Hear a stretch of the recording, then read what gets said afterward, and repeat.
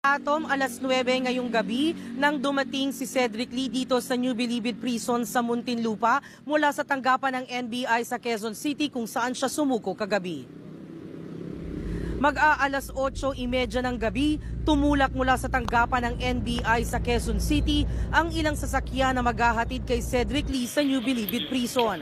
Pagdating ng NBP, dinerecho siya sa RDC o Reception and Diagnostic Center kung saan siya formal na itinurn over ng NBI. Tahimik lang na nakaupo si Lee habang hinihintay iproseso ang kanyang dokumento. Inendorso ng NBI physician sa nurse ng NBP si Lee.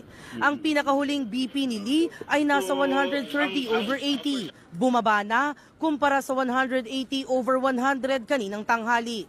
Sa kanyang huling mensahe, confident si Lee na malalampasan niya ang kanyang sitwasyon. Ibiniyahe si Lee pabilibid matapos matanggap ng NBI